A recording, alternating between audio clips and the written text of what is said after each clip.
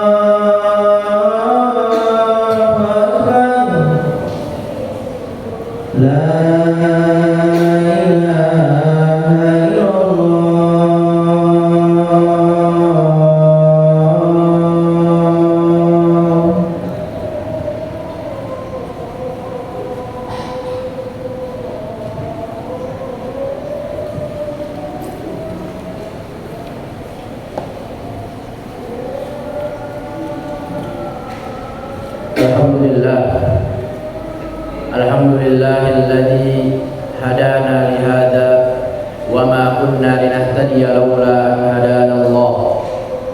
Laqad ja'at rusul rabbina bil haqq wa nudu an tilkumul jannah uristumuha bima kuntum ta'malun. Asyhadu an la ilaha illallah wahdahu la syarika lah wa asyhadu anna Muhammadan abduhu wa rasuluh la nabiyya wa la rasula ba'dah. Qala Allah ta'ala fi kitabihil karim, a'udzu billahi minasy syaithanir rajim. يا أيها الناس اتقوا ربكم الذي خلقكم من نفس واحدة وخلق منها زوجها وبث منهما رجالا كثيرا ونساء واتقوا الله الذي تساءلون به والأرحام إن الله كان عليكم رقيبا.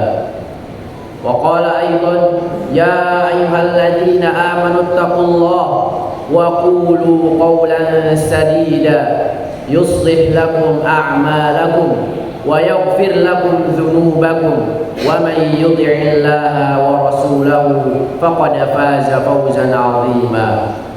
فإن أصدق الحديث كتاب الله وخير الهدي هدي محمد صلى الله عليه وسلم وشر الأمور محدثاتها وكل محدثة بدعة وكل بدعة ضلالة.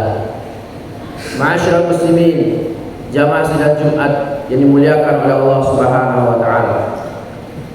Perlu kita ketahui bahwa kehidupan akhirat itu memiliki sisi unik yang berbeda dengan kehidupan di dunia. Di mana di kehidupan dunia perbekalannya disiapkan saat seseorang berada di dunia, tempat di mana kehidupan ini sedang terjadi dan berlangsung. Adapun kehidupan akhirat, bekalnya bukan dicari atau disiapkan saat manusia tengah menjalani kehidupan akhirat. Justru perbekalannya itu disiapkan saat manusia belum memasuki alam akhirat. Kehidupan akhirat, bekalnya yaitu amal soleh, melakukan amalan-amalan soleh.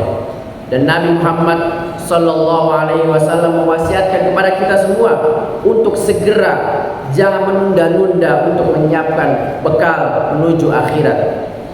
Karena khawatir kita tak mampu lagi menyiapkan bekal untuk kehidupan tersebut.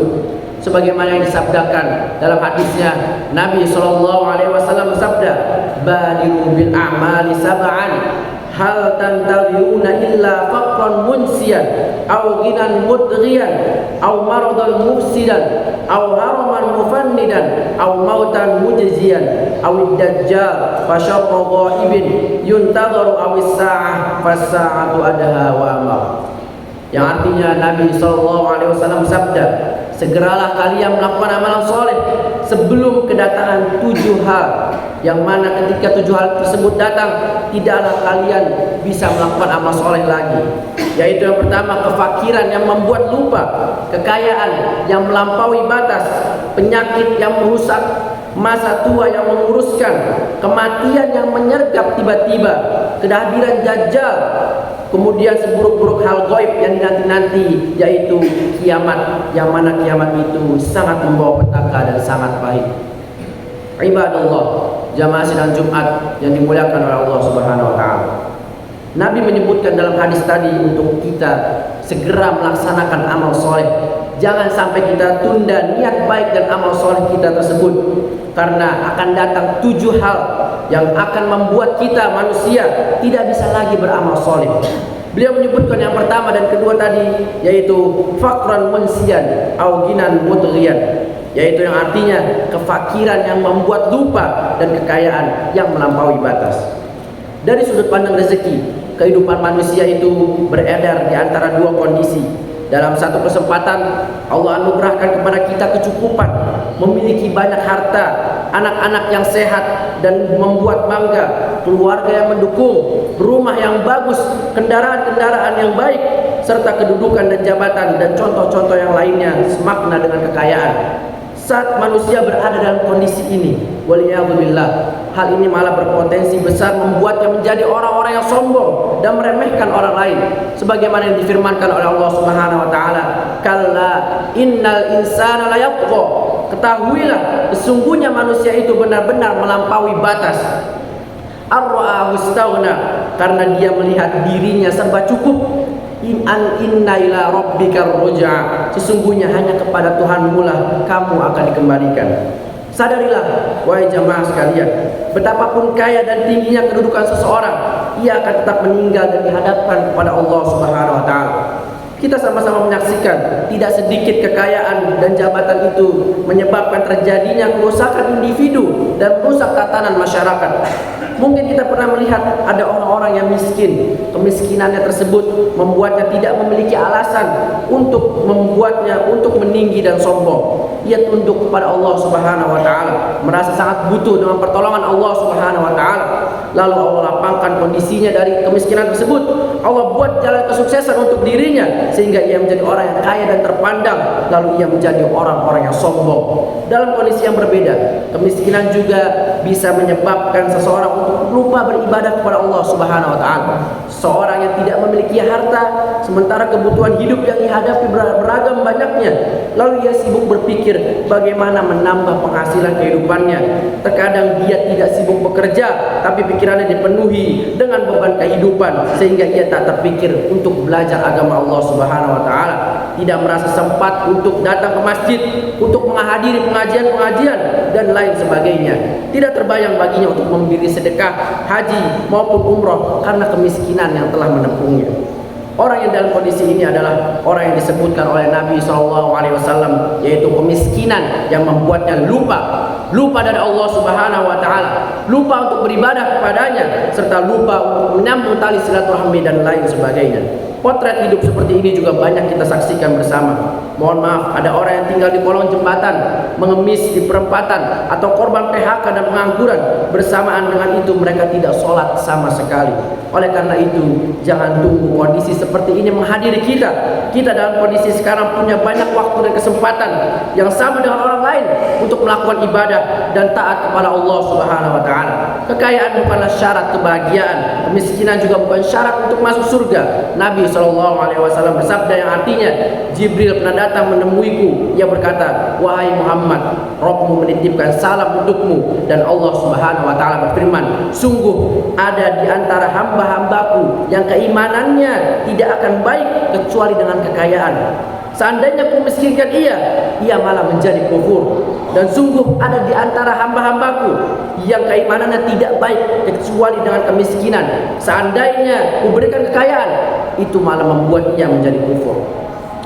Kemudian hal yang ketiga yaitu sakit yang merusak. Sakit berat tentu memberikan efek yang nyata pada diri seseorang, baik secara fisik maupun psikis. Saat sakit, seseorang bisa jadi berat atau bahkan tak mampu menggerakkan anggota badannya, atau jiwa dan pikirannya menjadi terguncang sehingga yang ia pikirkan hanyalah dirinya sendiri, bagaimana agar ia bisa sehat dan normal kembali. Kalau sakit seperti ini, seseorang baru berpikiran untuk ingin pergi ke masjid, dia tak lagi mampu berjalan atau kendaraan tak mampu menempuhnya, baru terpikir untuk belajar agama, pikirannya sudah mulai melemah. Bahkan saat sakit pun banyak kita lihat orang-orang tak lagi memikirkan untuk mengerjakan sholat, waliyadzubillah, karena ia fokus dengan derita yang dialaminya, dengan treatment yang harus dia lakukan seperti minum obat dan lain sebagainya. Kalau ini sakit membawa kepada ajal, ngeri sekali hidup kita berakhir dengan jauh dari ibadah dan taat kepada Allah Subhanahu wa taala. Karena itu hendaklah kita berpikir dan benar-benar memanfaatkan masa kuat dan sehat kita sebelum datang masa lemah dan masa sakit kita. Kemudian hal yang keempat yaitu tua renta. Apabila seseorang dipanjangkan usianya oleh Allah Subhanahu wa taala, maka kondisinya akan kembali lemah seperti anak-anak di masa kecil. Allah Subhanahu wa taala berfirman dalam Al-Quran, wallahu khalaqakum thumma yatawaffakum wa minkum may yuraddu ila ardhil umur likai la ya'lamu min ba'di ilmin syai'a innallaha alimun qadir. Allah menciptakan kamu, kemudian mewafatkan kamu, dan di antara kamu ada yang dikembalikan pada umur yang paling lemah, supaya dia tidak mengetahui lagi sesuatu apapun yang pernah dia ketahui sebelumnya. Sesungguhnya Allah Maha mengetahui lagi Maha kuasa. Di masa-masa ini, seorang yang dulu kita kenal cerdas, gagah dan energik berubah menjadi seseorang yang lemah. Seseorang yang dulu bijak malah terlihat seperti anak-anak. Kondisi perubahan generasi seperti ini tentu bisa menjadi derita dan berat bagi dirinya. Ia yang dulu pernah menjadi tulang punggung keluarga, sekarang berganti menjadi tanggungan keluarga. Jamaah sidang Jumat yang dimuliakan oleh Allah Subhanahu wa taala.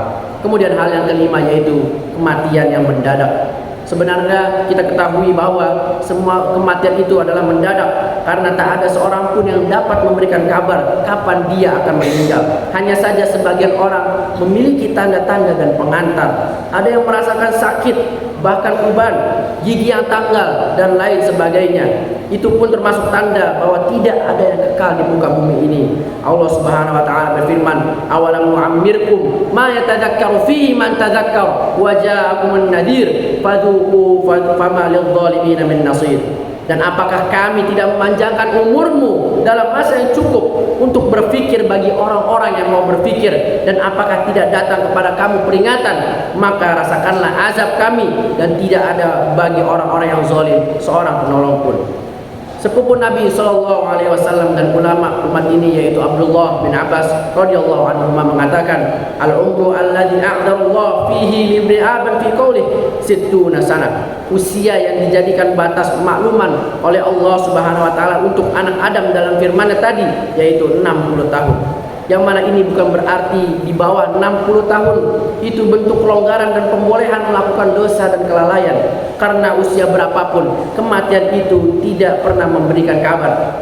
Hanya saja kalau 60 tahun masih belum berpikir tentang akhirat, belum ada minat tentang agama, belum mau sibuk bersiap akhirat, maka malah semangatnya memburu dunia tetap membara. Saat ini ia tidak lagi mendapatkan pemakluman dari Allah Subhanahu wa taala. Kemudian di ayatnya yang disebutkan, tadzakkar wa ja'akumun nadhir, dan apakah tidak datang kepada kamu pemberi peringatan? Para ulama menafsirkan peringatan di dalam ayat ini maksudnya adalah uban.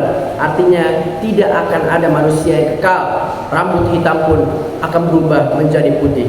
Aqulu qouli hadza wa astaghfirullah li wa lakum wa li sa'iril muslimina min kulli dhanbin fastaghfiruhu innahu huwal ghafurur rahim.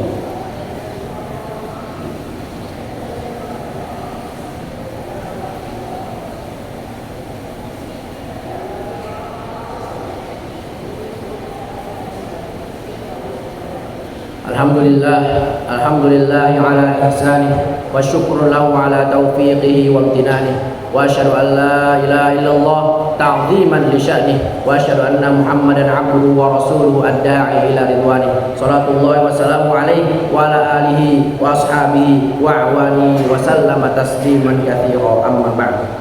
Jamaah sidang Jumat yang dimuliakan oleh Allah Subhanahu wa taala. Kemudian hal yang keenam, yaitu datangnya Dajjal. Saat Dajjal tiba nanti, orang yang sebelumnya belum melakukan amalan soleh maka akan jadi pengikut Dajjal. Di saat itu Dajjal memberikan tipu daya yang sungguh luar biasa. Di antaranya yaitu ia bisa menurunkan hujan, menumbuhkan tanaman, serta menghidupkan orang yang sudah mati. Hari ini saja kita melihat banyak orang yang tertipu dengan uang, sembako, tipu daya media sosial, dan lain sebagainya. Apalagi dengan tipu daya Dajjal yang jauh lebih dahsyat dari semua itu. Kemudian hal yang terakhir yaitu datangnya hari kiamat, yang mana hari kiamat ini adalah hancurnya alam semesta. Allah Subhanahu wa taala berfirman, balis sa'atu mau'iduhum was sa'atu adha wa ma. Sebenarnya hari kiamat itulah yang dijanjikan kepada mereka, dan kiamat itu lebih dahsyat dan lebih pahit. Jamaah sidang Jumat yang dimuliakan oleh Allah Subhanahu wa taala, inilah 7 penghalang yang membuat seseorang tidak mampu lagi beramal soleh. Kita semua mengalami masa-masa di mana Allah mudahkan untuk kita melakukan amal soleh. Karena itu jangan sampai 7 hal ini datang baru membuat kita sadar untuk melakukan amal soleh. Qala Allah Ta'ala fi kitabihil karim, innallaha wa malaikatahu yusholluna 'alan nabi ya ayyuhalladzina amanu shallu 'alaihi wa sallimu taslima. Allahumma shalli 'ala Muhammad wa 'ala ali Muhammad kama shallaita 'ala Ibrahim wa 'ala ali Ibrahim innaka Hamidum Majid. Wa barik 'ala Muhammad wa 'ala ali Muhammad kama barakta 'ala Ibrahim wa 'ala ali Ibrahim innaka Hamidum Majid. Allahumma ighfir lil muslimina wal muslimat wal mu'minina wal mu'minat al ahya'i minhum wal amwat innaka qaribun mujibud da'wat. Allahumma a'izzal Islam wal muslimin, Allahumma a'izzal Islam wal muslimin, Allahumma a'izzal Islam wal muslimin, wa adilla syirka wal musyrikin, wa dammir a'da'ad-din, wa ahmi hawzatad-din ya rabbal alamin. Allahumma aminna fi awtanina wa aslih a'immatana wulata umurina waj'al wilayatana fi man khafaka wattaqaka wattaba'a ridhaka ya rabbal alamin. Allahumma waffiq waliya amrina lima tuhibbu wa tarda wa'inhu 'alal birri wat taqwa wasadidhu fi aqwalihi wa a'malihi ya dal jalali wal ikram. Allahumma waffiq jami'a wulata amril muslimin lil 'amali bi kitabika wattiba'i sunnata nabiyyika sallallahu alaihi wasallam waj'alhum ra'fatan 'ala ibadikal mu'minin. Rabbana atina fid dunya hasanah wa fil akhirati hasanah wa qina 'adzabannar wa qina 'adzabannar wa qina 'adzabannar. Ibadallah, adhkurullah yadhkurkum washkuruhu 'ala ni'amihi yazidkum wa la dzikrullahi akbar wallahu ya'lamu ma tasna'un. Aqimus shalah.